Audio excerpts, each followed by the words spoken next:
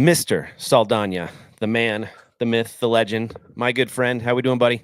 I am doing great. How are you? I'm doing wonderful.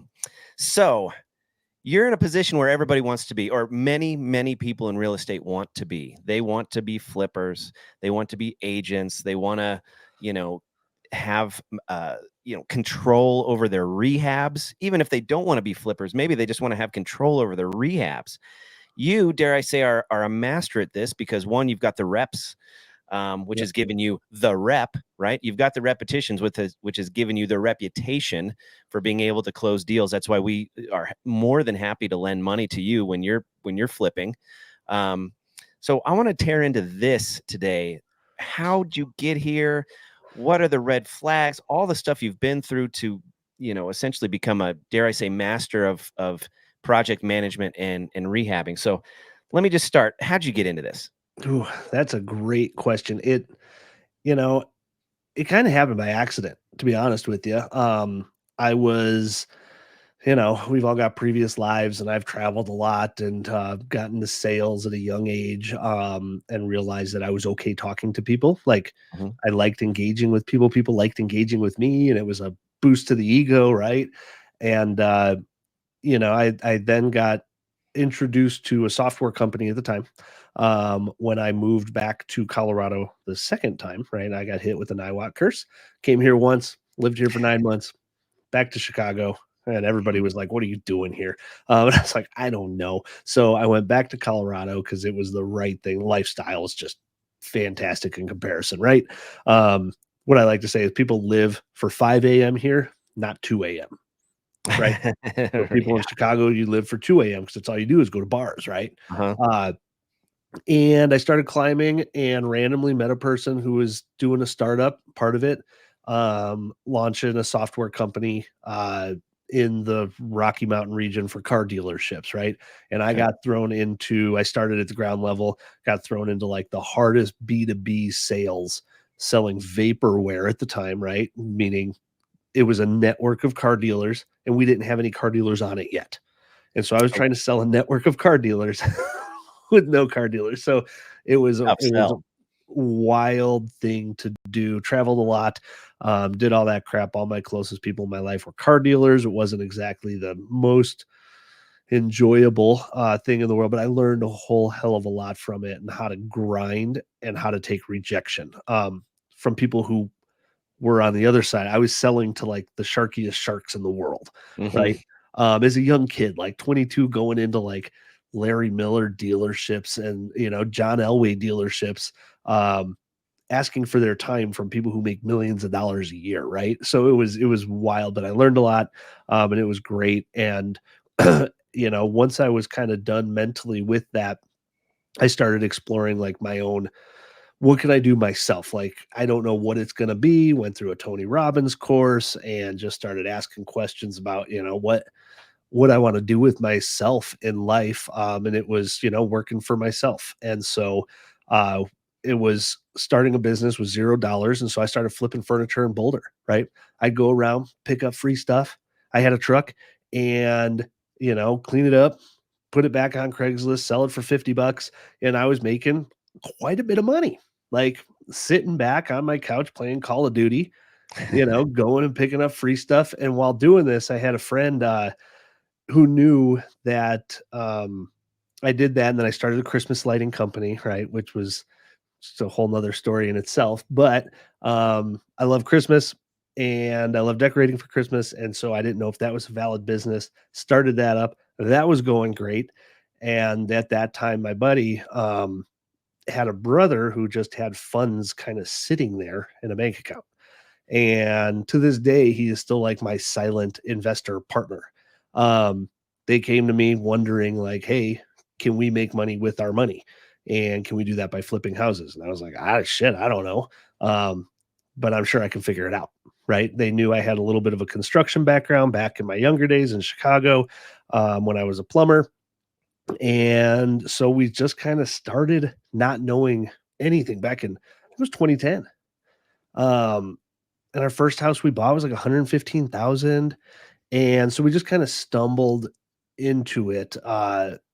And we were doing 1 a year, 2 a year, maybe, swinging the hammer on everything, right? Because that's the only way we knew how to find a deal is that, and I look back and the way we were able to find the deal is that we would look at something, go, okay, we can buy it for 115, we can sell it for 160, right? So we've got whatever that is, 35 grand in between to try to, I think back, or, no, that's not the number, 50 grand in between to make money on.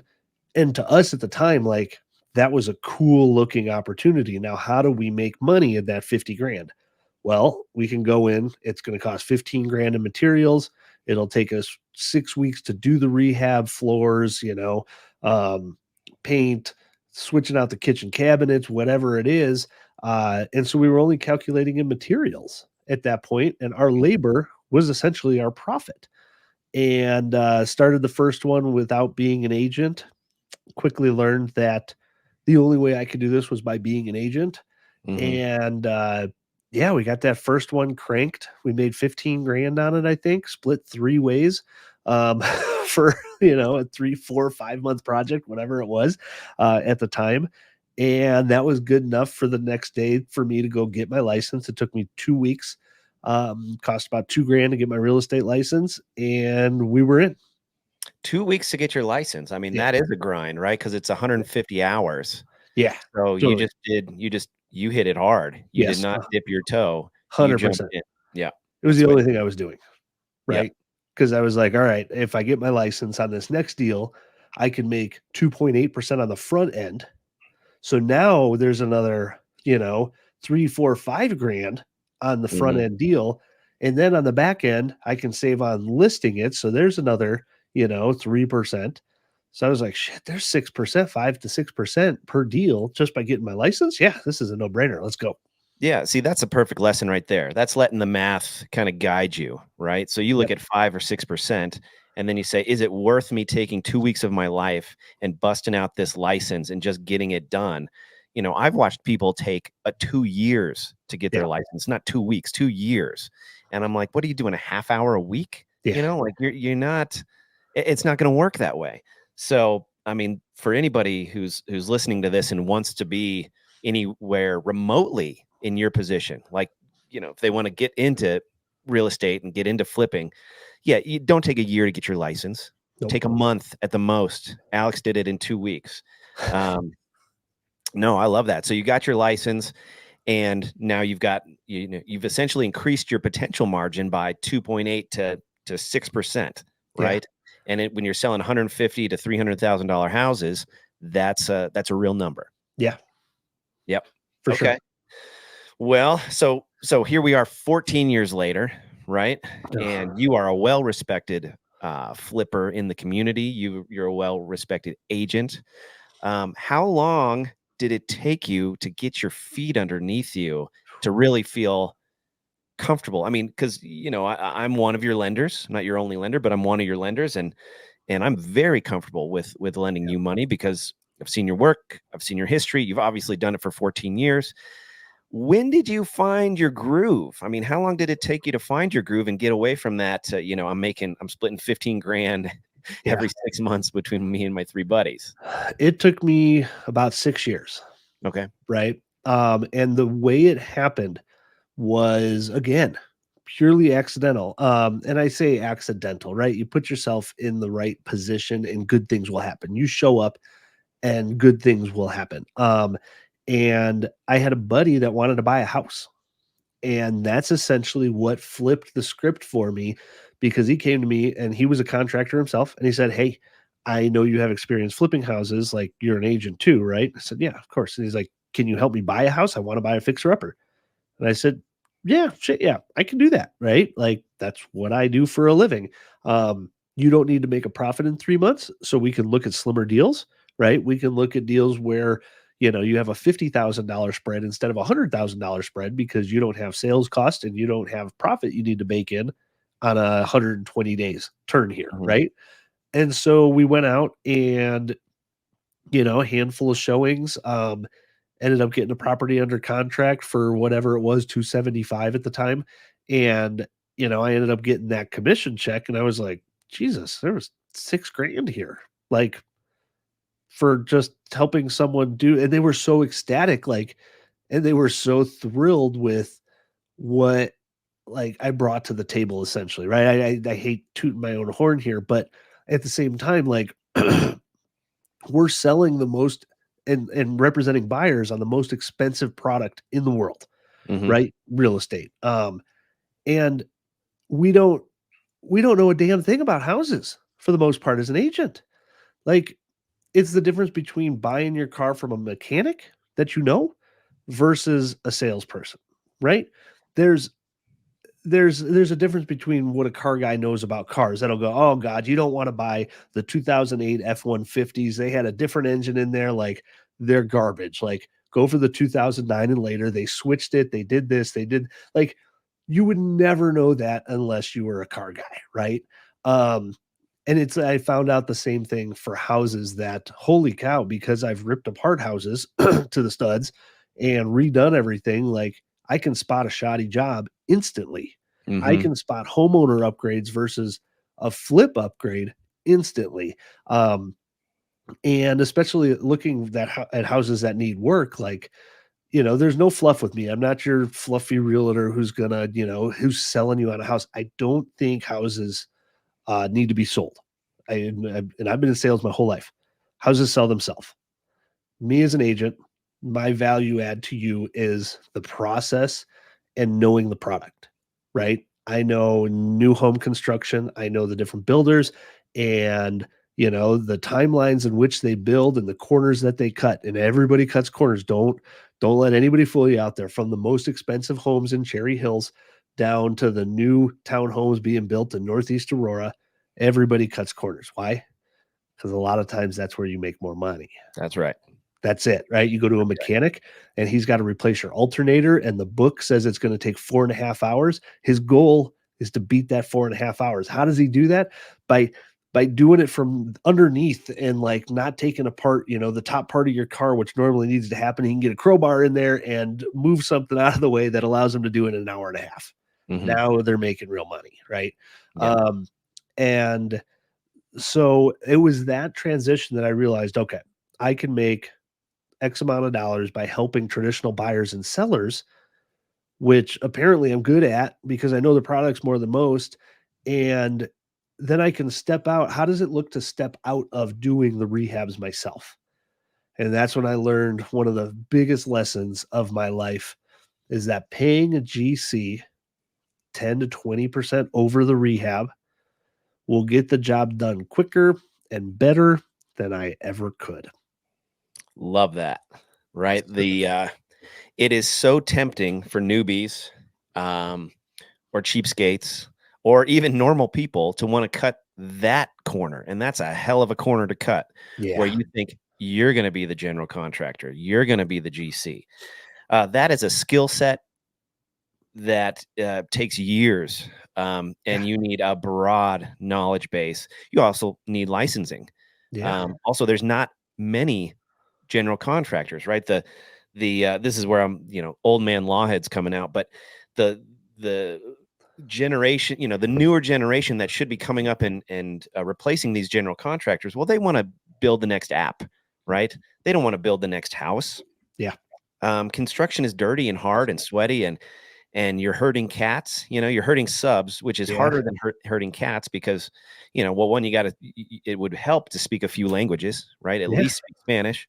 Um, so yeah, and speaking from experience, I've GC'd my own deals, and I've paid a GC to do my deals, and I haven't done the volume you've done. I've done these, just I don't want to say hobby, but on the side when the Sure. opportunity presents itself.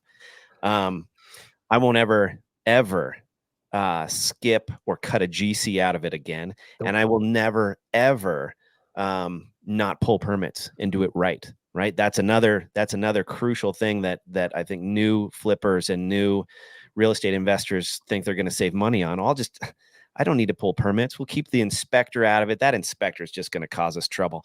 That inspector is going to save your butt. Yep. Right. That inspector is there for a reason. And yeah, you could bitch and moan about some of the drama that they might impose, but also there's a reason this code exists, right? Yeah. It's not a grand conspiracy Well, it's a conspiracy to keep houses upright from them collapsing in on each other, starting fires. So, let's just talk about the GCs and the contractors for a second. Yeah, love to. It's hard to find good ones. Yep. Dare I say, it's hard to find any. Yep. How desperate are we for general contractors and subcontractors in the Denver metro area? It's not even something I can put any sort of numbers on. I literally just this morning, I went to O'Reilly. I had to swap out a battery for one of my wife's work trucks. Like, battery was dead. She's out on appointments. Like, her employees are coming here. And so I was like, shit, what do we like? Throw me in the mix. Like, that's like, and for those of you out there who are wanting to flip, here's another quick piece of advice. It is running your own business. Okay. And me and the wife running our own business, there is no set list of tasks. She needs something done, I go do it if she can't do it. Vice versa. I need something done and she's on the right side of town. She goes and does it. Like, you have to have that partnership, your teammates together, or it'll just never work. Everybody has to be bought in on the process. But on the GC side, God, at O'Reilly this morning, there was only one guy working there. And I was like, man, you're all by yourself this morning. Like, it's 8:30 on a Friday. Like, you're going to get busy. And he's like, yeah, we can't get anybody hired. He's like, we have ads out there, 20 to 25 bucks an hour. We can't find anybody, period. My wife, same exact boat, ads out there for 25 bucks an hour to start. No experience needed, basic landscaping. And this is boutique landscaping. This isn't even like the grinding, like retaining walls and digging dishes landscaping. We're talking like Cherry Hills garden bed maintenance stuff, Wow. right? This is the cush landscaping. Yep. Nothing. Everybody who applies has drug issues or DUIs and can't drive a truck at 25 bucks an hour. They show up for one day and they're done. Contracting wise, I mean, it's so tough right now. If you're good and you have okay pricing, you're easily making six figures to start off, even as a handyman right now. Literally changing light bulbs with an ad on Craigslist for little old ladies. You'll make six figures a year right now. And people call me out on my bullshit all over the country through all my social media posts on stuff like that. Come to Denver. You can be a painter for 50 bucks an hour all day, every day. Just answer your phone and show up. And they're calling me out. And I'm like, no, come here right now. I promise you, I will get you work. Yep. Right. And they don't follow up with it because they're probably people that don't want to work.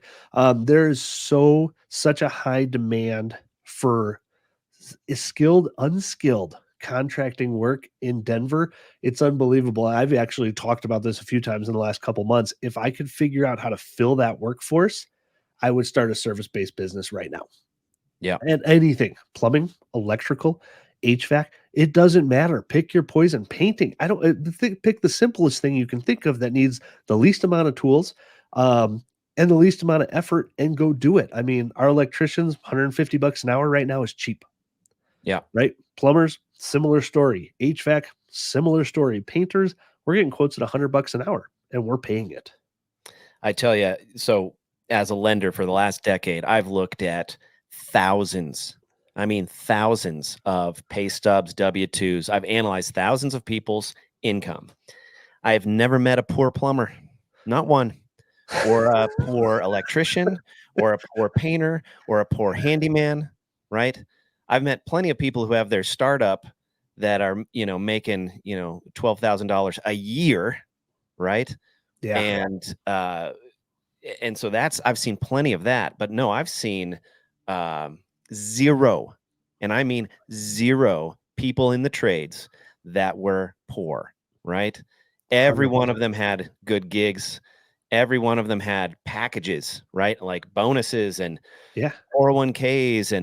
And I've been saying this for a while. I think the time has come where these contractors, if they can just maintain being a contractor, they are going to get paid, especially if they start their own business, even if it's a very, very small business, a plumbing business with 3 plumbers, 5 plumbers. They're getting paid like doctors, right? Yeah. They're getting paid more than lawyers. I'll tell you that. Electricians and plumbers make more than the average attorney. And, that's in my limited exposure. But I bet if we looked it up, I bet if we Googled it right now, my guess, attorneys probably make 60 to 80 on average. Yeah. There's, don't get me wrong, there's plenty of attorneys that make 500 grand a year, but the bulk of them make 5 figures. And I would guess the average, let's just say electrician and plumber, they're comparable. 125, I would Yeah. guess, would be their average a year. And that's probably So, with about 4 billable hours a day, right, five days a week. well, I've Right. said this, I've said this to plenty of people. When you need a plumber, you need the plumber, Yeah. right? You will pay whatever that, if you've got sewage, spewing out of your basement toilet, and Mhm. you will call and pay whatever the cost, right? The sewer line guys, Yeah. when your sewer line screwed up, you'll pay whatever it costs. 10 grand, 20 grand. Okay. Whatever. Yep. What, you could think of, septic, right? When you need that septic tank cleaned, Yep. um, it's going to get cleaned. And I compare them to dentists as well, right? Does anybody like going to the dentist? No, but when you're in pain and you need dental work, that Yep. dentist says $2,000. You say, take my money. Here's my credit card. Oh, you Yeah. need 2 credit cards because I need to max them both out. Okay, here you go. Yep. Um, And so just yeah. to show you the disparity between what profit margins lie in being a GCs, particularly, like GCs are a whole different breed because they're like over all the contractors, right?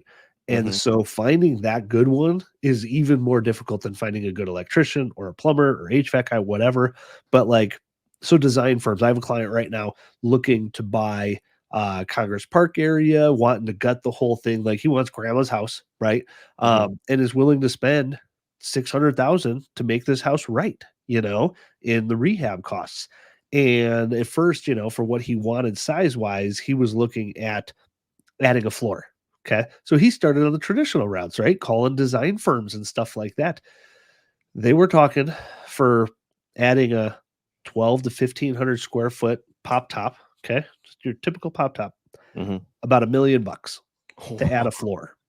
Wow. And then he started talking to me like that wasn't shocking to him. Like Okay. it Okay. was just a number, right? Mhm. And then he comes to me and we start talking, and I'm like, we start getting into the numbers, and I'm like, $1 million? What the hell are you doing to this house? Like, how fancy we talking here? I mean, he's like, no, just basic. Like, he's like, sent me pictures of his current house, and he's like, this kind of level. And I was like, $1 million. So went to my GC and getting off the cuff numbers. And he's like, yeah, we're looking at like 450 to 600. And so he now he doesn't believe me that my guy is 450 to 600, and he's like making 20% on that. Right? So Yeah. he's making a fair amount of money for a year and a half long project, but the amount of profit that these bigger builders can bake in that are doing 10 to 20 new builds at a time. And they have office, and I'm sure they have on-staff architects and engineers. So I'm sure their hard costs are a bit more, but I promise you their profit margins are bigger too. And why do they charge that much? Because they can. That's right. Well, if I go rehab my house, right, remodel my house, and I'm a I GC the deal myself, Yep. right? These subs know that I'm good for one project, right? Those Yeah. subs are going to be on my project from anywhere from 2 weeks to 6 weeks, Sure. maybe a few months. And then their relationship with me is gone, right? Yeah. When they're interacting with a general contractor that they know has 20 jobs that year, 30, 40 jobs that year, even just a dozen jobs, who are they going to who are they going to prioritize, me or them? Yeah. So when I was doing the house I'm sitting in, right? When I was doing this, um, I was, doing the deal myself, had some help from a buddy, and we got caught up on drywall, and these drywall guys went dark on me.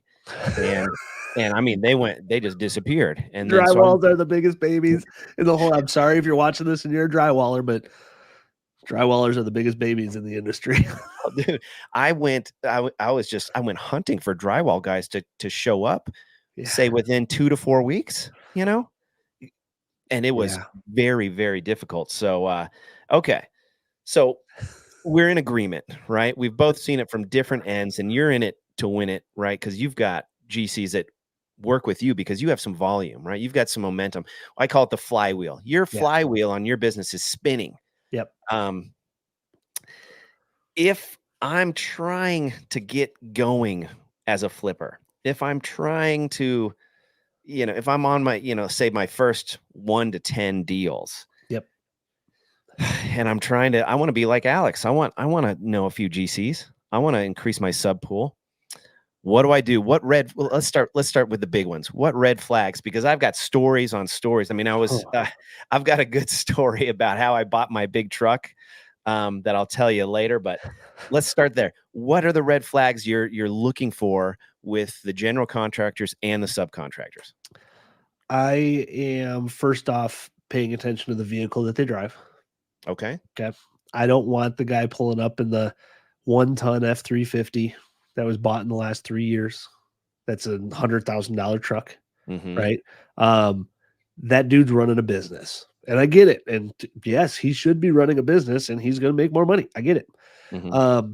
But I don't want him. Right? He's going to be $250 an hour per guy, so to speak, on average. And that doesn't work for me. I also don't want the guy pulling up in the Ford Ranger that's asking me for gas money up front.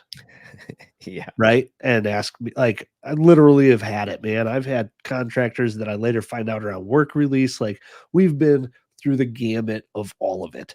I want the dude pulling up in, the F-150, F-250 that's 10 to 20 years old, that looks a little rough around the corners, that, might be writing stuff on a napkin price wise, like, um, or asks me how much I want to pay, right, for the full job.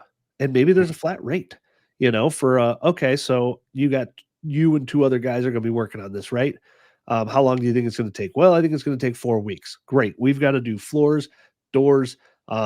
We won't have you do the carpet. Someone else will do it. Maybe we'll do the windows. We'll do paint. We'll do landscaping, whatever. What's a good rate for 3 guys right now for a month? Right? Is that 20 grand for you? Is that 25 grand for you? Pay for labor, we'll pay for parts, right? And that's how we started with our contractors. And because you have to go through the reps to figure out who is good to work with, right? And you'll by accident again run into someone that's good, that's at the right point in their business where they haven't exploded yet, right? But they're wanting to build up, and they appreciate you as much as you appreciate them. Uh, I've never negotiated with a contractor ever. Wow. Your price is your price, Yeah. right? If that doesn't work for me, I'm going to go somewhere else. Um, this isn't the Armando Montalongo, beating the shit out of your contractors because that's the only way you make. Oh, it's going to be $500 to remove that part of the roof. I'll give you 300. No, no, no, Yeah. no. Yeah. Nobody wants to do business that way. Nobody wants to do business that way. Pay your contractors, pay them on time. Don't pay them too much upfront. And eventually you will weed through, but you'll go through iterations of people screwing up your floors, right? That you have to fire. Mm-hmm. Quick to hire, quick to fire. Period. Yep. Up front, I do look at contractors' court statuses now. I look for lawsuits. Okay. Um, How do you do which is that? a huge one. Once I learned that, because I had a buddy, there's a big, big lesson in any contracting world. I didn't know it could happen. I had a buddy of mine who was flipping as well, flipping a few a year. He knew what he was doing. Hired a GC and was paying the GC on draws, right? 5 grand a week, whatever it was. And eventually he went to go get the house ready for sale. House went on the market, and he gets a phone call from the HVAC guy cussing him out because he needs to get paid. And he's going, "What are you talking about? Like, I paid the GC and he's paid you." Like, "No, he hasn't paid me." Oh, crap. So he got a lien put on his property, Yep. Mechanic. and you can still sell your property with a lien on it. You just got to hold X amount times more than what the lien is. So if the lien is for 5 grand, you might have to keep 10 to 15 grand in escrow in the closing company, until the lien situation is solved with court. Uh, Okay. but you can still sell the property. I Uh, didn't know that. yeah, totally. They can't totally cloud title and prevent you from selling the house because that would just crush you, right? If Right. your hold costs are $200 a day, right? Like, a lien could take months to get figured out. Yeah. That could cost you Makes 10, sense. 20, 30 grand, not to mention the time of the market and all that other stuff that goes along with it. Um, so, and then it turns out that he was doing this on multiple other jobs, right? And so now the can of worms is open. This GC has been collecting money, not paying his subs. Well, the subs have every right to then put a lien on your property. So lien waivers are your friend. Okay. Lien So waivers. Okay. Tell me yeah, more. totally. So you get the GC, ask the GC. So here's another good one. So type of vehicle they pull up in, look for the right type of vehicle. Make sure they're not, smelling like booze, right? Right. It's always like I say that a little cheeky, but come on, this is construction. Like, you know, um, I tell you, dude, I joke, halfway joke about it, but I'm deadly serious that these, I've seen plenty of GCs make a boatload of money, 2 or 3 years of just slaying it, make a boatload of money, and then they crawl into a bottle, yeah, wind up in Mexico somewhere until they're broke, yep, and then they come back looking for work 2 years later, and where have you been? yeah, And they don't say it, but I know the answer is they crawled into a bottle. So yeah, I'm with you. Keep going. 100%. And then the ask them about if they're comfortable with lien waivers. Okay. And if they know what they are, they've been doing this long enough to have experienced this issue before. Um, every contractor should know what a lien waiver is. And essentially it's hey, our total job is 60 grand, right? And I'm going to pay you, I just paid you $5,000 for the HVAC work, right? And so you get a lien waiver with the GC. The GC should get a lien waiver signed with their subcontractor that basically says that the HVAC guy has been paid and that gets delivered back to you so you know that he's paying his guys. Now, the first job or two, do it. After that, you want to ease up a little bit on it. The relationships I have these days are pretty solid to the point where it's, handshake sort of stuff, right? But we're doing the same stuff. We're using the same guys on all of these crews and all these projects. And so they become a part of your team, right? How much you need? Oh, I need 30 grand. Done. Like you'll have it today. Period. And then yeah, do a search on their name, all iterations of their name. If their name's Mike Smith, do Michael Smith, and you can look up in the federal as well as state level to see if there's any open lawsuits. Okay. So if they're being sued by someone else for a job not getting done, if it's going to court, that's a big deal, Yeah. right? That means you're over X amount of dollars and someone has deemed it important enough to get a lawyer to sue your ass. Um, and if they have any open lawsuits on them, like if you know the guy, maybe ask him, right, what Mhm. this is about. But if you don't, just go on to the next, right? If Right. we would have looked that guy up, I mean, he had like 4 or 5 open lawsuits on him. Yeah. Yeah. That's huge. I mean, that's amazing advice. Okay. All right. Let's zoom out here. You're a dad. I'm a dad. Let's say your daughter, your son, brother, sister, friend, whoever wants to get into the trades. Yep. You see all of it. Yep. Would you tell him to be a plumber, an electrician, a handyman, a framer? And watch this. I'm going to zoom in. This is important. So I'm zooming in for this one. Boom. Yeah. There What we should they go. do? That's better. We should be doing this the whole time. Yeah, painters and handymen, Okay. right? You don't have licenses sitting over you. Uh, and the difference between what you can charge and the jobs that are readily available are better, right? Plumbing is, and I used to be a plumber. You never know what you're going to come up against. Period. And there's old plumbing that's all copper, fitted, soldered pipes. And there's newer cast iron stuff, PVC. When you get into a job, like there's a lot of running back and forth. We'll just say it that way, right? You're never going to have everything that you need. Electricians, you need that license sitting Yeah. over you to be legitimate, Yeah. or work under somebody else's license, which 90% of guys do anyways. Um, but there's just an inherent more danger feeling about electricity, period. You know? Mhm. 'Cause Um, it can kill you. yeah, totally. Roofers, that's a hard friggin' job. I couldn't be a Yeah. roofer. Yeah. Period. In Colorado, be a painter. You can say no to whatever jobs you don't want to do. If it's a 2-story and you don't like 30-foot ladders, don't do it. Don't say Yeah. yes. Yeah. Like there's plenty of single level ranch houses that you can do from the ground virtually in the world of painting and as a single operator, which is still extremely valuable. I wouldn't even say try to start a big team. I don't think it's worth it right now. It's so hard to get reliable work Yeah. or reliable workers that what happens is you have 5 days a week that you want to schedule, right? You want a weekend, you want a life, you got kids. Hmm. And so you schedule 5 days of work with three other people, right? So you got 4-person crew, you and three other people. Um, and then one person calls out every day or once a week, right? So now you're short 4 days a month from somebody. So now you got to work Saturdays. Now you got to fill in work. Now you got to show up and your other guys didn't, or someone's coming in late. And so now you're getting 6 hours of work done a day instead of 7.5. Like managing people right now in Denver is not an easy thing to deal with. So a sole painter, you could easily make 500 to 800 bucks a day, barely even knowing what you're doing, right? And Yeah. that's a job that you can experiment not knowing what you're doing while doing it. What's the Yeah. risk? You got to repaint a wall? Right. Great. Like, okay, there's another 30 bucks in paint. Who cares? Like, it's such a low risk to high reward business. Handyman, same deal.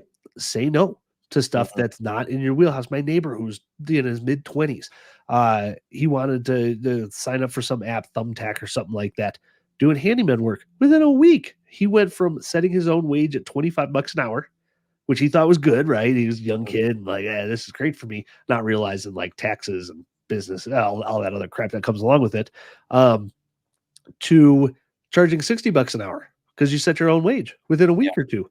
Yep. And he was busier than he knew what to do with.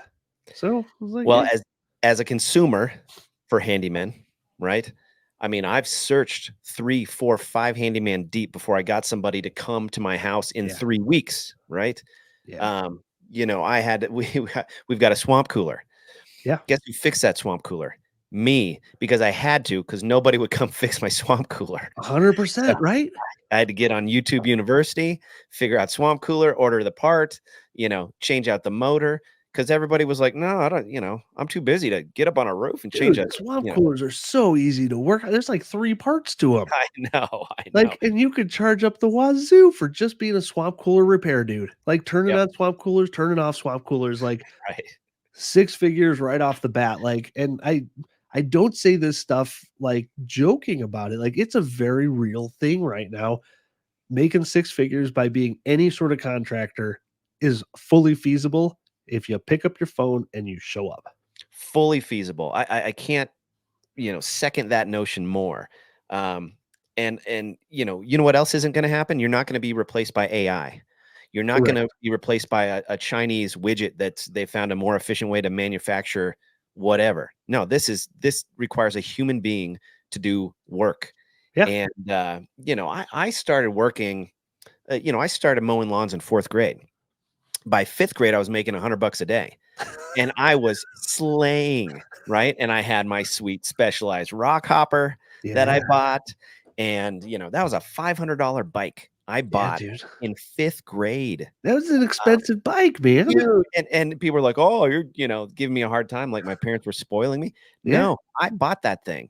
Um, so, and I would just walk behind my mower thinking of ways to make money. Oh, look, I could weed. They got weeds in their garden. I could weed that. And oh, they're spreading mulch. I could rake mulch. And all I would do is mow and churn on ways to make money. I'm in complete agreement. All right, let me give you a story. Yeah. I was flipping an apartment building. I was acting as the general contractor. Okay. Good Uh, step one. Yeah, major mistake, step 1. Step 2, it was my money, my down payment, and I was guaranteeing all the debt, right? So I was the Yeah. everything part of this. This thing needed a full replumb, so we did a full Ooh. replumb, every Ooh. single unit. It needed major electrical. The electrician screwed me. He walked off the job, didn't complete it, and I was 15 grand into him, Yeah. and it just turned out that and he wasn't going to pull permits, Yep. so I made that mistake. So anyway, long story short, I finished this thing um, by pulling all the permits for the plumbing, all the permits for electrical. We didn't sign it till those permits. We were under contract because we were selling it. We couldn't close till those permits were signed. Yeah. But here's the main story. So as a good human being, I wanted to put egress windows in the lower units, right? Sure. Because I want people to be able to live if there's a fire, right? Nobody was forcing me to do this. It was the right thing to do, right? Yeah. It was grandfathered in, it wasn't, this was a 1950s ish. Yeah, I think it was 1950 building. Anyway, no egress. So I was getting egress put in. And this guy rolls up in a truck and he's got his mini excavator.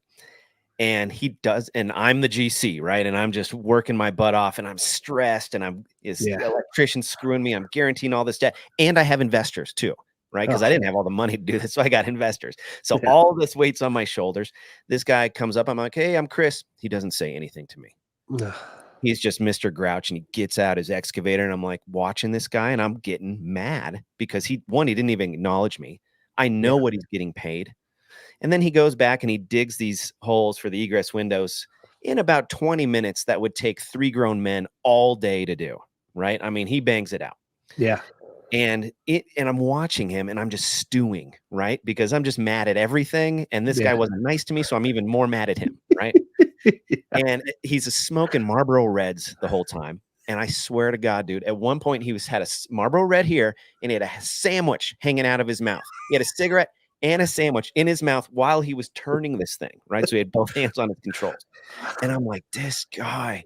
And then he digs the holes, does a great job, loads up his Mini X on his deal, and he drives off. And as he's driving off, my rage starts to turn to jealousy. Yeah. And I just become incredibly envious of this guy, because he didn't have any cares in the world. He did his job, right? He smoked his Marlboro Red. He ate his sandwich. He dug his hole, right? And so this dream was implanted in my soul, my friend. And it's a business called Chris Dig Hole. Yeah. I don't complete sentences. I don't talk to anybody. I don't wash my jeans ever, right? Maybe I start smoking Marlboro Reds. Oh God. My business is called Chris Dig Hole. And this guy, to your point, I mean, he was just slaying it, right? I mean, he made $1,500 in less than an hour, right? And so anyway, someday I'm going to be a contractor. I'm going to be CDH Excavations. Chris You were the only job that day, that week maybe, and he was fine with it. He sat on his recliner the rest of the week, cussing at the world, watching Fox News, hating life. This asshole needs another hole dug. I guess I'll do it for $1,500. Sure. Right. So he became just the bane of my existence, and then he became my hero as I realized he had it figured out. What do I know? I'm taking all this risk, doing all this work, have all this stress. All right. Anyway, there's my Chris Dig Hole story. Oh, fun. Right. Second to last question here. In fact, I've got are you good to go over? Are you good to hang a little more? Yeah. Last question. Project management. You are managing the hole digger. You're managing the plumber, the electrician. You've vetted your general contractor, right? You've looked out for those red flags for the $100,000 truck and the hey, can you spot me some gas money, guys, right? And you found somebody in the sweet spot. What advice do you have to manage the manager? I guess to manage the general contractor. Talk to me about project management. So when we were doing it ourselves, we have a spreadsheet. We got it from somewhere, and it's actually part of the spreadsheets that I shared with you a couple weeks ago. And it's literally step by step, every project you could possibly do to a house in the order in which you should do it. Right. Starting with the foundation stuff, right? Grading, things like that, and working you through all the major systems, right? Down to plumbing work and electrical and HVAC, and then onto drywall, then onto paint, then onto the flooring, like literally everything. And it's like 600 items, that you could possibly do to a house. In sequence, right? In sequence. So we would just start, and they're color coded. There's like 7 different stages essentially, right? Prep work, demo stuff, right at the top of it. And that's just how we did it, right? We call in, we know, all right, we need to get a dumpster there. Let's start ripping stuff apart, and opening walls and doing all this stuff. And then, okay, the The electrician and plumber can be here in a week and a half. So we got a week and a half to get our demo done. Right. And if we have extra days in the meantime, maybe we can do some landscaping stuff, but we can't do it in this part of the yard because we're going to have traffic coming through here for that other contractor or whatever. And then there's certain jobs that can be done kind of independently, the roof and stuff like that. But yeah, we literally just relied on that spreadsheet to show us the steps in which it should go. But man, it's a pain in the ass. Like, I'm not going to lie. The smartest thing I ever did was removed myself from the equation. Yeah. Right. Like literally got out of my own way. Mhm. As they kind of say, because people who do this for a living are way better at it. Period. Yeah. Like, Yeah. there's no part of me that thinks I can tile better or faster than the tile guy. Like, why would I possibly think that? Like, not to Right. mention, I don't want to go pick up tile, but yeah, we were picking up everything. So, I mean, tile is the best and worst example of like, and probably the one thing that's going to kill you on project managing, right? You hire a tile guy, you're like, yeah, great, we'll pay for materials because you want to pay for it and you want it to be cheaper because you don't want them to make money off of buying your materials, right? Because you Right. don't have the room for it. So you go to Floor and Decor or Home Depot, even worse, and pick out your tile, right? And then Mhm. you load it up onto the cart, and then you push it to the front of the store, and then you load it up into your truck, and then you get to the house and you unload it towards the bathroom where the tile guy wants it because he wants it right next to the bathroom, of course. Mhm. And then you run out of tile. Yep. Yep. And then you find out they apparently only made one batch of that crap and you just bought the last box. Dude, I laugh because it's happened to me, and Yes, it's just amazing that yes, I'm with you. same shit. Like, Yeah. so yeah, I got out of my own way and said, "Hey, tile guy, how much for the whole job? You supply everything, right?" And so you slowly escalate, and you realize it took me an entire day to get the materials for the tile job. Mhm. Okay, and then at the same time, someone wants me to help them buy or sell a house, and so I removed myself from the equation and did what I do better, which is finding deals and talking to people. And my wife calls me lazy. She says I'm allergic to hard work. I will work hard, damn it. I'll say that on recorded video. I am the hardest working dude Mhm. when I have to be. Yep. but, but if I don't have to be, I am the laziest guy on earth. Like, I would rather not work for free than work at all. Like, and the guys who are willing to do it at 500 bucks a day, I know my time is worth more than X Right. amount of dollars a day. Right. Right. And getting back to the equation on the hold time, the one we just closed with you this last week or whatever, I know that it cost me $150 a day to hold that property. Right. That's what it is between interest, Mhm. HOA, taxes, insurance, all that junk. 150 bucks a day just for me to own that property. So if they can get it done 2 weeks faster than I can, there's a number to that. Right. Dude, I love that. And as a lender, as an investor, when I'm talking to people we're lending money to, and you go, yeah, our average on from start to finish is 127 days. You know your numbers. Okay, this deal cost me 150 days to yeah, $150 a day to hold. These are the essential numbers, right? Yeah. And I tell everybody, you have to do the math yourself. Do not trust another human being to do your essential math for you, Yeah. right? You got to do your own math and you've got to understand it. And if you don't know how to do that math, you shouldn't be involved in that deal, No. whatever the deal is. We're not doing calculus here. We're doing addition and subtraction, right? Um, so I'm 100% with you, and it always makes me feel good as a lender to hear, the folks that are borrowing money from us that they have done the math, right? They're Yeah. not relying on me. Listen, I'm not going to do your rehab math. You say it's going to cost you 150 grand. That's your money. That's your expertise. That's what you're going to do, right? I'm not going to go, well, what are you paying for tile? Let me just Yeah. go through my list here. That's not my job, right? No. Um, No.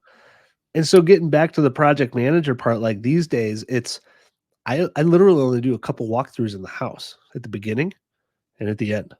yeah, That's it. Other than that, I'm not overthinking this crap, right? I don't care what color finishes are in the house. I don't care what type of tile. I go and look at what Lennar's doing and the biggest home builders in the world who spend millions of dollars figuring out what attracts 80% of the population. Mhm. And then we do the same. Yeah. Why would we?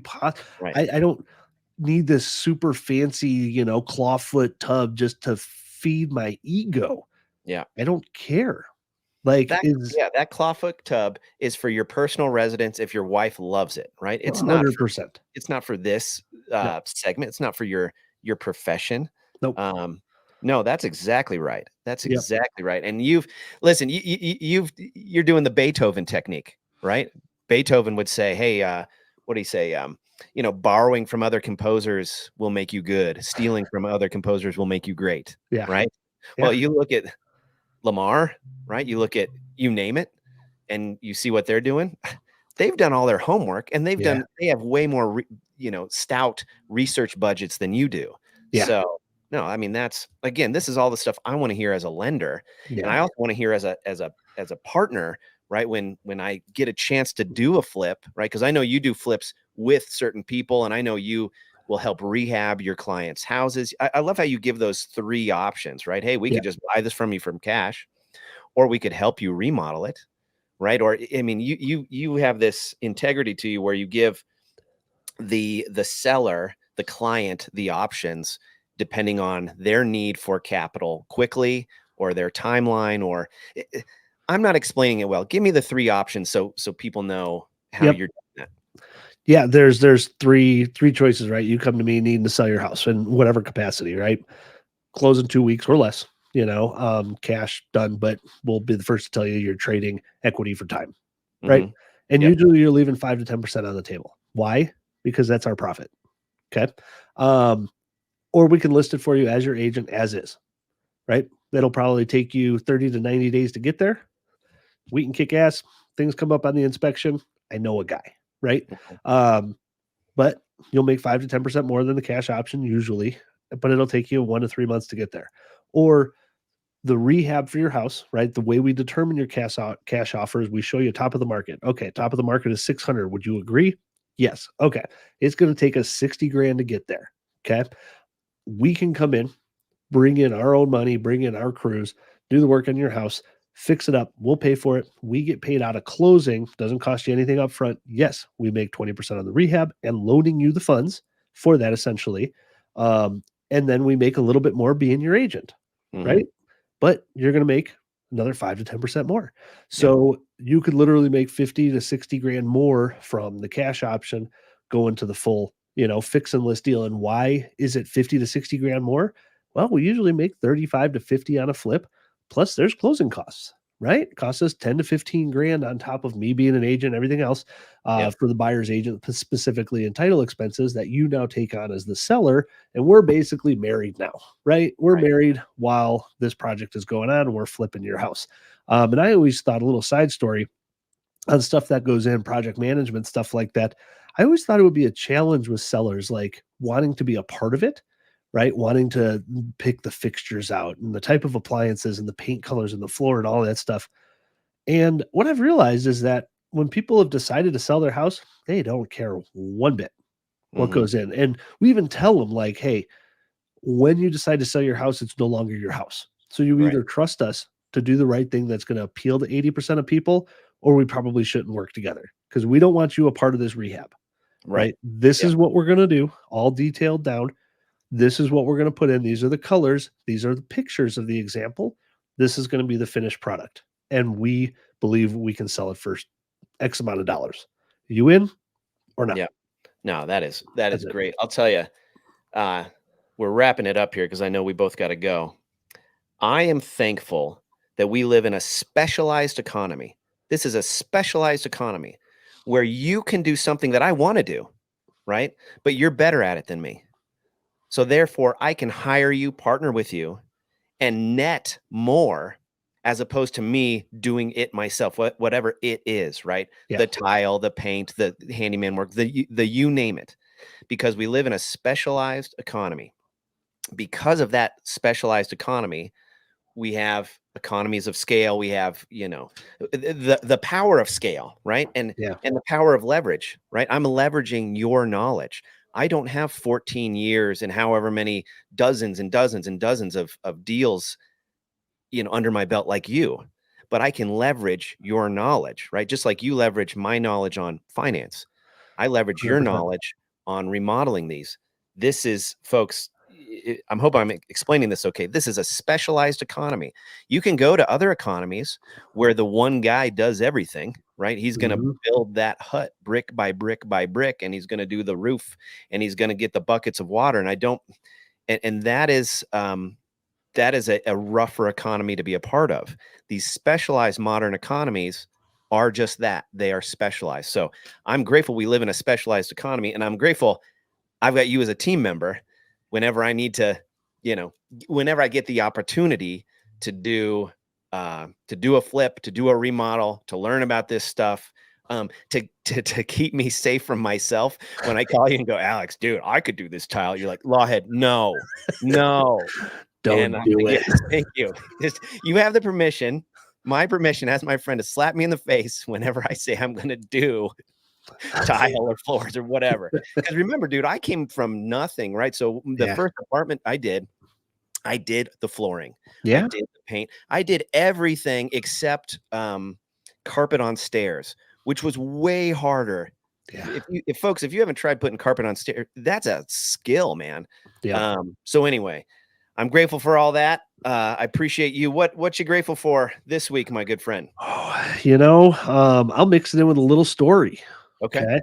Um, I am grateful for the people at my most recent title company for doing their jobs. In this market right now, closings are way down, right? As we know. And the people who are in the game right now are having to step it up to another level to maintain their level of business, right? Title companies, especially, they're closing doors left and right. And so, yeah, I'm extremely grateful for them for finding something that essentially, going back to, sometimes your best deals are the deals you don't take. Mm-hmm. Yep, land deal I was supposed to buy for 5 grand, gonna be the smallest purchase ever. Yeah, I remember this one. Give it to Yeah, me. yeah. I mean, you own a house not too far away from it, and they ended up pulling up, and there was a $600 water lien on the property. Okay, no problem. Talk to the seller. I'll pay everything else. You can pay the $600. Done, done. Well, he wasn't happy about that, so he called the water company. This is a piece of land. There's no water going to it. Well, because the water bill hasn't been paid in so long, he gave up his water rights. Whoa. It's a 10 Whoa. grand reinstatement. So now the value of the property goes from 5 grand to negative 5 grand, Mm. negative 10 grand. Hell, because So the you new couldn't lots. drill a well on this property, Yeah, right? you could. You have to pay 10 grand. They have water lines running through the neighborhood, but Okay. you So it's a weren't tap. giving up your access to the water. You literally gave up your water rights on the piece of land. Like, so it's a whole different process than just you haven't paid your water and they shut it off. Like, this is title where this is water rights, not just access to water through the community. And so that was a new one in my 15 years doing this, that I figured out about land, and I wouldn't have figured it out if they wouldn't have pressed to get, because there was a point where we were almost going to just buy it without going, like, because it was so cheap. You just Yeah. want to wing it. Like, he just wung it and bought it for $1,700 a few years ago. Well, it turns out that the water rights are a different channel than a lien on the property. And so it transfers from owner to owner. So he might have even bought it without water rights that he didn't know about. Wow. And so the title company caught that. Yeah. Okay, that's huge. That's Title companies, this is my simplistic view of title companies. They are insurance companies. yeah. Uh for buying and selling real estate. They're just insurance companies. And um, so for them to go above and beyond, I've had a few title companies save us from lending on money when they found liens that we Yeah. would be subordinate to. And that's their main purpose for me as a lender, right? Is to keep me from, I'm trying to lean first position lien on this property and there's already a lien there. Those are relatively easy, I think, to find. Yeah. But no, finding the water rights, that's huge. Well, did you say, hey, dude, I'll buy this for you for zero and then I'll No, pay because you even then it's not worth it, because the lots we were going to try to flip it for 15 grand. Okay. Right. Yeah. So, like, by the time you're in it after selling it, costs and all that, you're like, that sucks that this isn't going to work, buddy. Yeah. And he understood it too. Like, he Yeah. totally gets it. So, just a good opportunity to pass on something that I was actually excited for on a small size deal like that. Yep. But hey, people out there doing their jobs, just saved me a lot of money and headaches. It's a team sport, isn't it? Yep. This is a team sport, real estate. 100%. Love it, man. Well, I appreciate you. I'll catch you next week, my friend. Likewise. Good talking to you again, Chris. See you, brother. Bye-bye. See ya.